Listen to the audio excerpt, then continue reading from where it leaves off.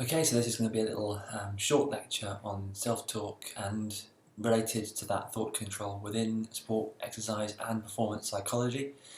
It's a shorter lecture perhaps than the others because of the commonly used techniques. This one seems to receive slightly less attention, and there's fewer book chapters on this than there are on the others. But it's very well used in applied practice and certainly worth understanding and being familiar with. So as with all of these talks, we're going to try and talk about what is it, what it's used for, how it might achieve that or those outcomes through the mechanisms involved, and then whether the evidence supports that, as well as a few guidance and guidelines for actually doing it in real life, in practice. So that's the structure of these talks on classic interventions and mental skills appear to work. And yeah, as always, it's worth probably pointing out that there are other ways of approaching sports psychology, but these have become very popular over the last few decades. So self-talk we can define as quite simply really what people say to themselves, either out loud overtly or quietly covertly. And there's nothing, I know we have the saying that talking to yourself is the first sign of madness, but there's nothing really wrong with narrating and talking to yourself, especially when you're trying to problem solve or learn a new skill. It performs an important role, and maybe we've just made people quite paranoid by saying it's the first sign of madness. And that's the ironic reason for that picture in the background, just to show that it really isn't about voices in your head. That's a different thing completely. This is very much about the narrative and the interpretation you put over events, and it can be used for a number of purposes, and I think we need to try and dig a little bit into that, at least so you're aware when you try and investigate or write about or use this concept. Basic idea is that thought presupposes or precedes behaviour, so we should try and make sure the content of the thoughts is as appropriate as possible. So perhaps, unsurprisingly, because you're talking about the content of thoughts, it's a largely cognitive phenomenon. You wouldn't really interpret it in social contexts, and while sometimes the content of people's thoughts or their thought habits are interpreted as behaviours, it's probably easiest for us to think of it as the contents of thoughts, and therefore largely cognitive. So a different definition would be just to focus on the internal covert self-talk, not the stuff that's spoken out loud. And this is the Hackford and Schwarzenegger definition. And they try and point out that it can be positive, it can be negative, it can be motivational, it can be relaxing. And that's the first hint that we have, that it can be used to do a lot of things.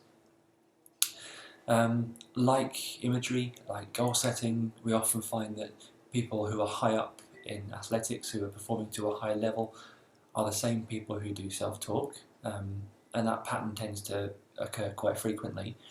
But as long as it's only correlational evidence, we can never say for sure that the self-talk made them good. And hopefully I've explained that in the imagery talk by now, but if we just switch it around and say, well, rather than self-talk, let's talk about wearing a particular pair of lucky socks. You go, well, this particular elite athlete always wears his lucky socks. We wouldn't be tempted to suggest that's what made the person good at their sport, whereas with self-talk, imagery, goal setting, that's often the implication, and it's easier somehow to believe that. But correlational evidence doesn't allow us to say A causes B. Just to be clear, correlation is a necessary condition of causal relationships. If two things are related, you'd expect them to correlate. However, it's not sufficient to say this is a causal relationship. It's very popular. It's something which probably, when you're just doing mental skills with athletes, it's probably one of the two most common or three most common approaches, as these lectures allude to, because there's only really four topics we're covering on classic interventions. So it's very widely used, very commonly used, because it can be used to achieve a lot of different outcomes.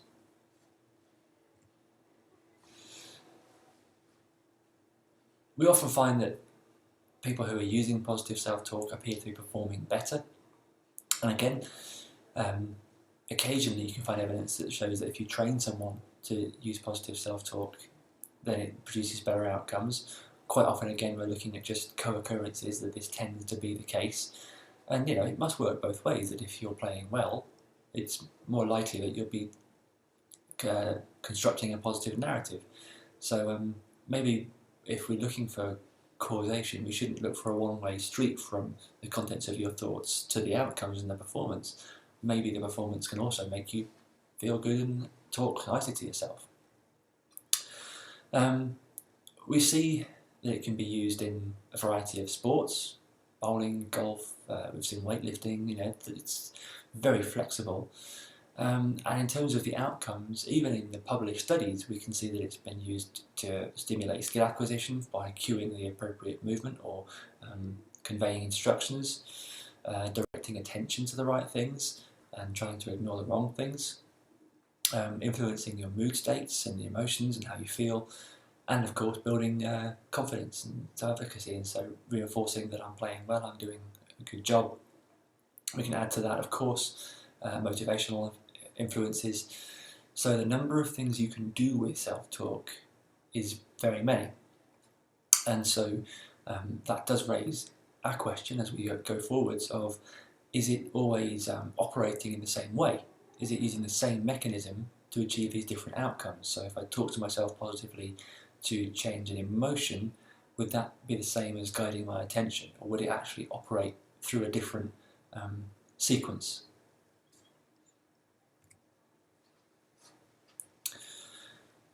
Just to expand on the previous slide, really, Zinser reviewed the various applications and colleagues, Zinser and colleagues, and summarised, as I've mentioned, skill acquisition, confidence building, affecting mood and emotions, regulating mood and effort levels, and focusing attention. So there's no surprises in there, but when we cast our net wide and scoop up all the studies that have looked into this, this is the kind of stuff that comes out. When we look at trying to talk to athletes qualitatively in interviews and focus groups and say, well, what are you using it for? And can you illustrate to me how that might look? The Hardy, Gamage and Hall study, which has been fairly influential in this area in terms of guiding a lot of people's usage of self-talk and the way they classify what they're doing, we can say, okay, well, there's a kind of motivational arousal function where people use the contents of their self-talk for psyching up or relaxing and trying to affect their activation and arousal. There's the idea of a motivational type function, but rather than being energy focused, talking about trying to build willpower and confidence and belief, and that would be a different, still motivational perhaps, but this time slightly more cognitive than physical. And then the very simple kind of, you can do this, come on, let's go, kind of short, sharp. So that third dot point would be just trying to create some drive and some intention, some impetus. There's the idea of something which is just specific to learning a specific skill, usually very specific instructions to try and guide your attention and guide your progression through the learning.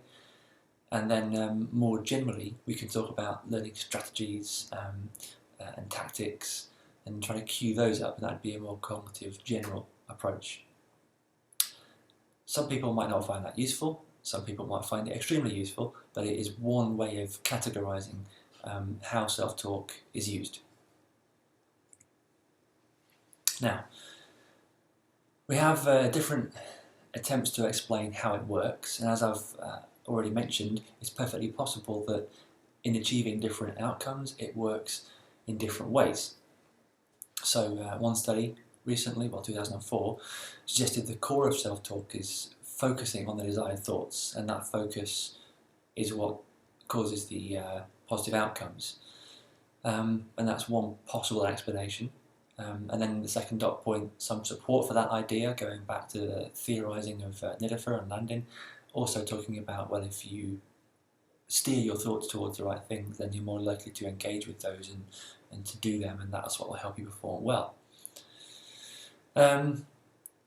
We can also think about self-talk as regulating and directing effort, which is not a million miles away from directing attention, but we can talk about, well, a key definition of motivation is the intensity and direction of effort, and therefore we can say, well, if we are somehow trying to boost the intensity of the effort and motivation and directing it in the right direction, that might be one explanation as to why self-talk is working. Slightly missing from those explanations is the nuts and bolts details of how exactly attention or motivation are being influenced, and sometimes that reflects how far we are from knowing exactly how the brain works and how the mind works. But it's always worth just questioning and querying. Can I get to the nuts and bolts of the explanation, or does this sound a little bit loose and incomplete? One explanation that's quite sort of appealing is the idea of priming research. Now, some of these studies are very famous, and as a result have become quite contentious because occasionally people can't replicate them. Occasionally they can, but obviously if it was a true strong effect, it might be replicated all the time. So it's worth just having a little bit of caution in your mind, but priming appears to be a fairly strong area of research, and it's something which is used in advertising, obviously to quite good effect quite often. And so it's worth bearing in mind that the contents of your thoughts can determine your actions. Some studies here, going back to the 90s now, but they had people come into experiments and do some sort of computer task for a while, but then they were asked to, as they were leaving, the experimenter might have knocked over a barrel of pens, and people who had seen in their computer task there were these word jumbles that you couldn't really read what was in the word jumble. It was just, it looked, if you're aware, all you're aware of is kind of a jumble of words. However, in there was words either associated with being rude and in a rush, or associated with being polite and helpful.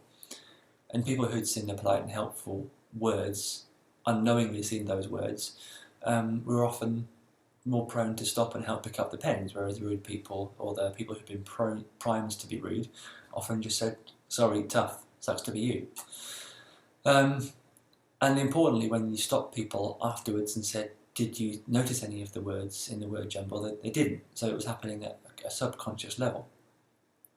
And the same thing can happen with the idea of priming old age. So that in the word jumble there was words associated with being retired and grey and whatever it might be, but not words saying to be slow or decrepit, just words that we would associate with old age and retirement, which perhaps activates and is associated to being slow, but none of those words were in the word jumble.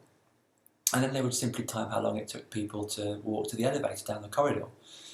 And generally speaking, the people who'd seen words, or unknowingly seen words about being older, actually walk down the corridor slower. That's obviously quite interesting. So this is the polite, neutral and rude study, where people obviously were more prone to stop and help if they were primed with being polite, or another way of doing it, this is the interrupting version of the experiment, where people were being given instructions but they wanted to go, and the experimenter was basically told to keep talking as long as possible and keep giving instructions and debriefing them. And the people who'd been primed with rude words, not swear words, but with being rude, said, I've got to go, I'm sorry. And the people who had been primed about being polite tended to let them carry on talking. Same with the walking time study, so just sort of neutral words from the newspaper that morning, any random words, took them just over 7 seconds. People who'd been primed with words around old age not being slow took just over 8 seconds, and statistically that difference, when you measure enough people, was significant.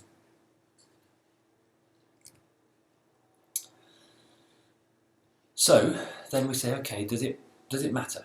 It could be that If we just summarise the last few slides, we've talked about directing attention, we've talked about boosting motivation, we've talked about priming, and any of these could be mechanisms, theoretically, through which self-talk would work.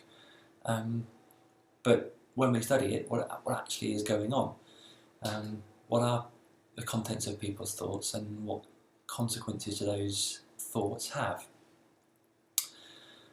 Well, historically we would think, for example, that negative self-talk is bad. You shouldn't be negative to yourself. However, it's also possible in some activities, or in some individuals for that matter, that being negative is more motivating. So there was a study with weightlifters, I think, where they were able to, when they were being negative in a way that most people would find unhelpful, the weightlifters got angry and that helped them lift more, which is interesting. Whereas it might be that if you want to feel good and relaxed and happy, then you might need positive self-talk and relaxing self-talk. And it always comes back to, because we're trying to do so much under the banner of self-talk, there's bound to be a lot of variation and a lot of uncertainty and contradictions. And to be studying this at university is to be trying to unpick why those contradictions occur and why these patterns might be less than perfect. Is it the nature of the study? Is it the methodology? Is it the way it was done? Is it the people that were used? And that's what I think is higher about higher education. So we aren't memorising facts, we're actually analysing what is going on.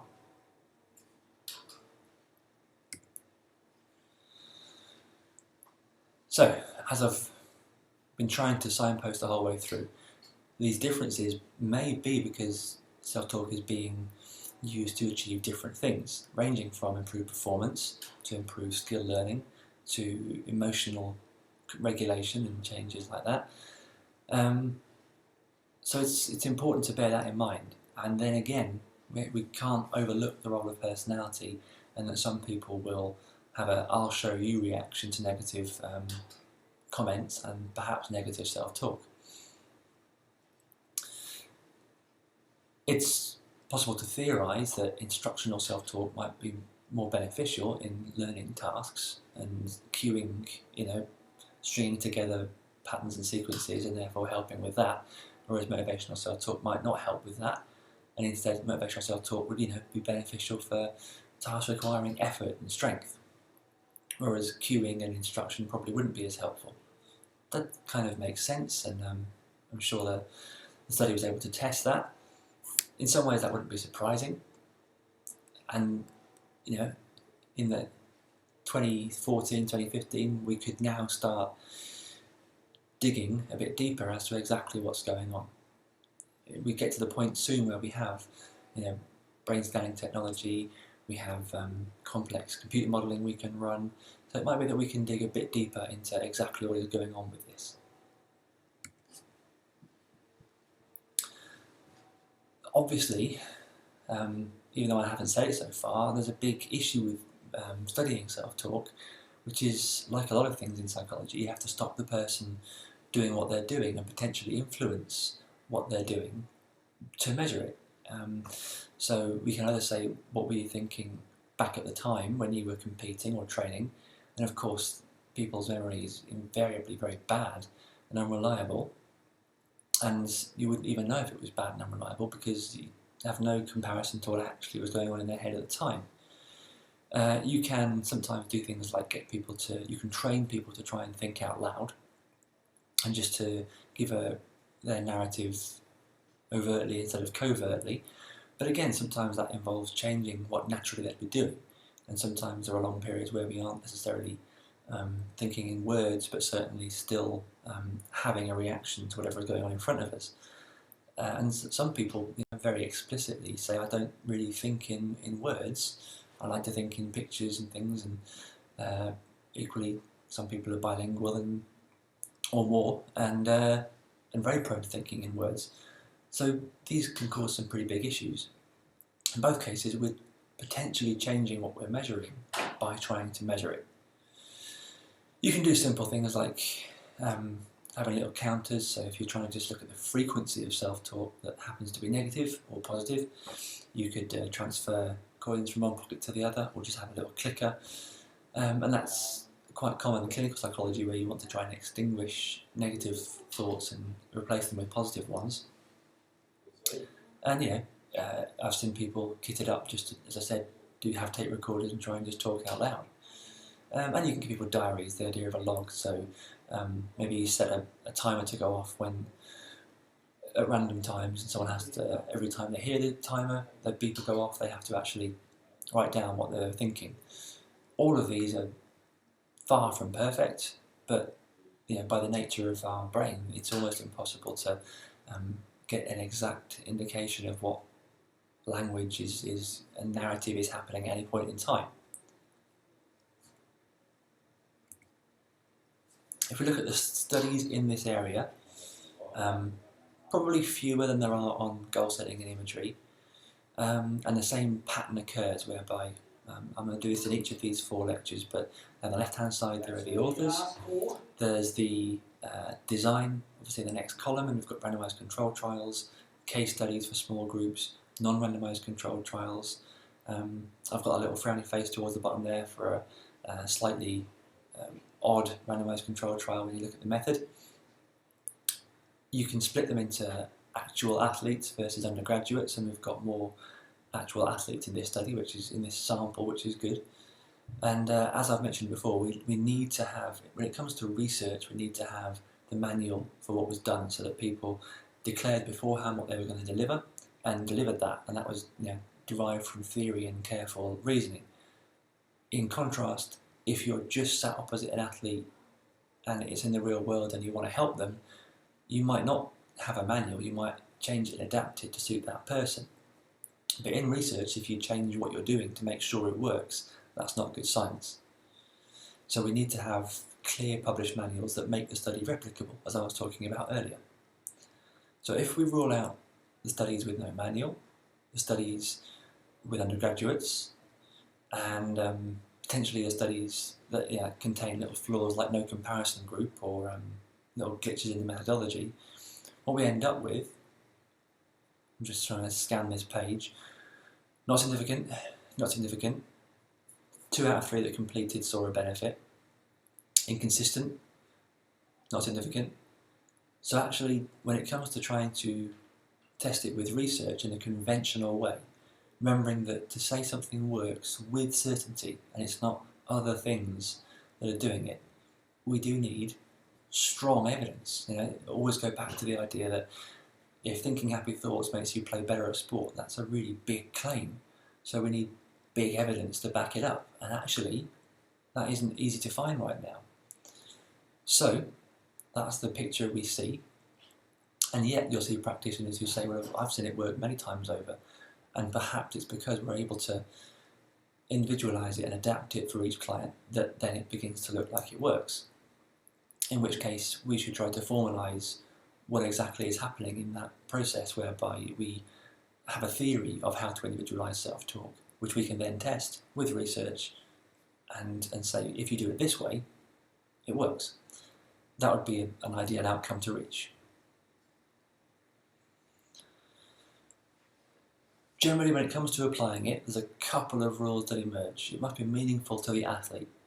My favourite example was I evolved a cueing intervention based on self-talk, whereby I had a tennis player who wanted to feel relaxed before receiving serve, and we bounced ideas back and forth by email and text, and eventually I got a 1-word text saying jelly, and I went through my phone looking at the predictive text, seeing if that's what was meant. Jelly. No other words when you type in jelly are suggested.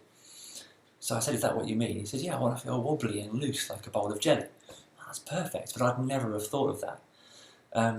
So it's something completely personally meaningful to the athlete, and not something that I've necessarily dreamed up and prescribed.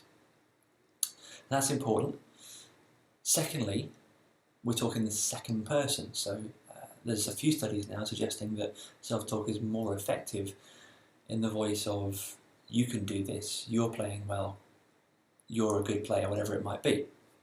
as opposed to I can do this, I'm playing well, I'm a good player. So it actually sounds more like a coach or someone talking to you rather than trying to convince yourself. And it may just be that it somehow slips through our perceptual filters a bit easier if it sounds like it's coming from somebody else. And that's how we'd want to be talked to, as opposed to having to say it to myself. Definitely it must be practiced. None of these things come easy, and some people, as I've said, don't really pay attention to their narrative or try to control it in any way, shape or form.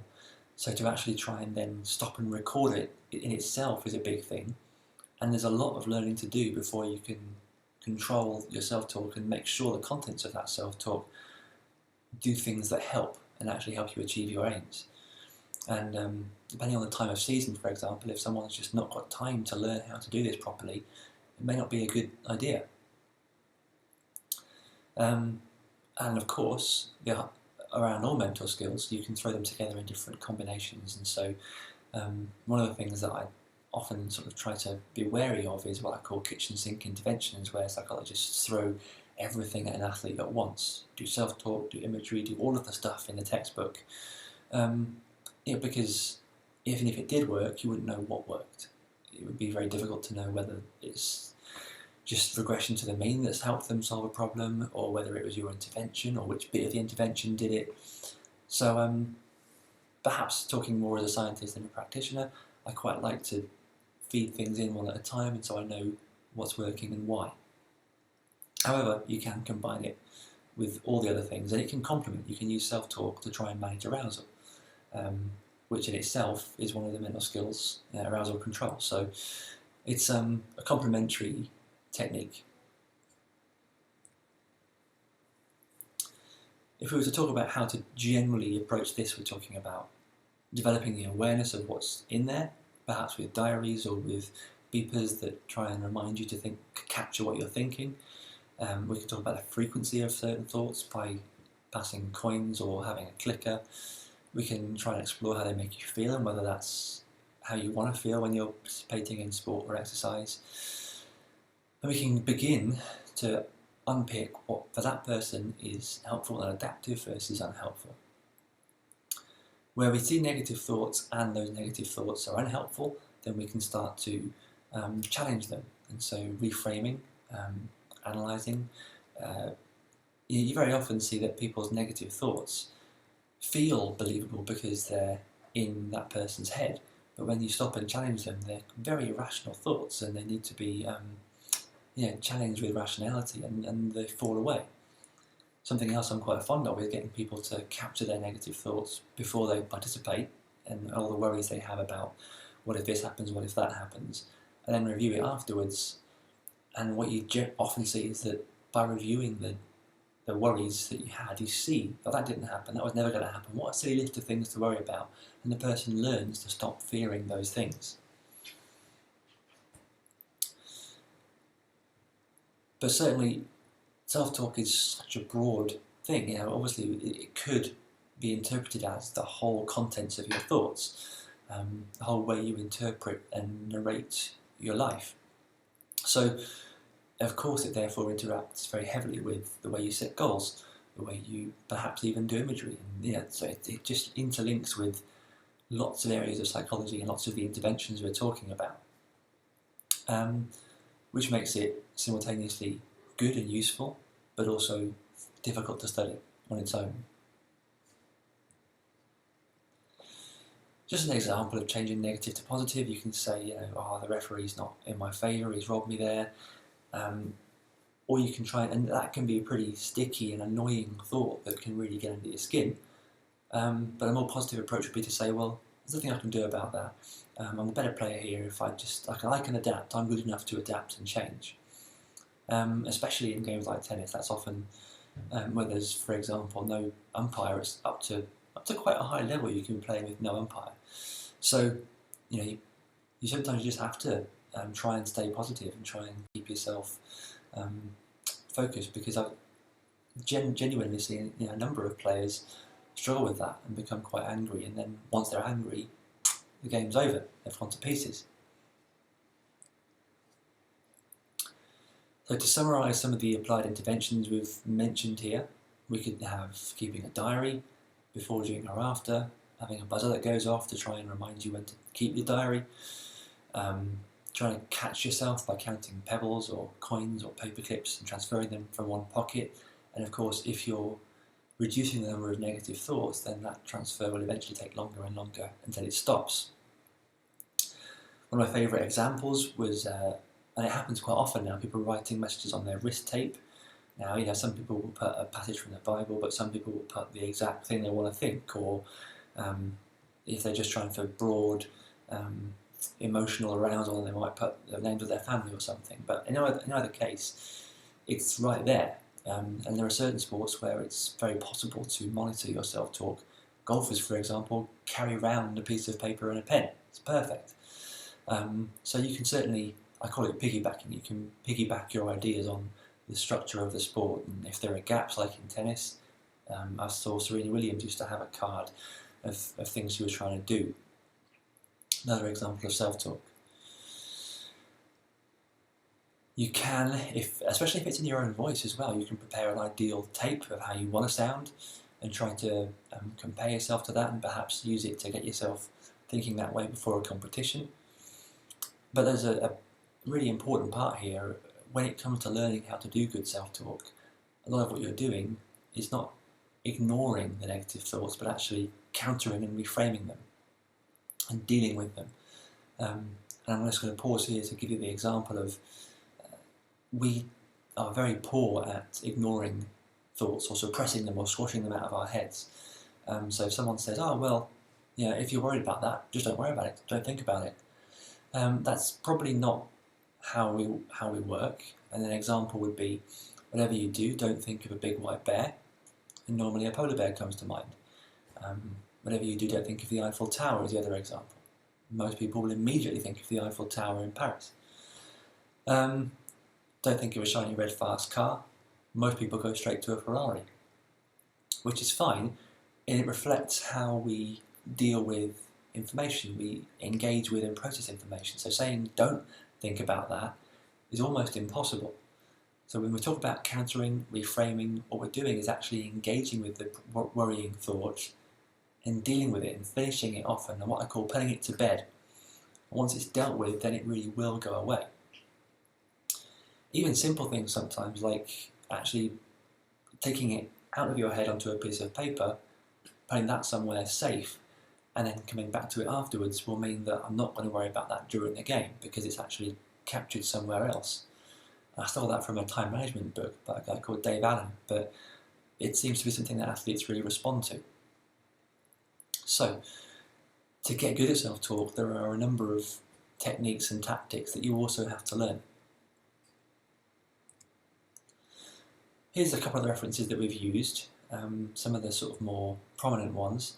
There's a growing literature on this. It was small for a while, but recently there's been a few big book chapters come out, and we're starting to get some momentum in this area. For now, I hope that was a good introduction to self-talk, and we'll keep talking, and I'll see you soon.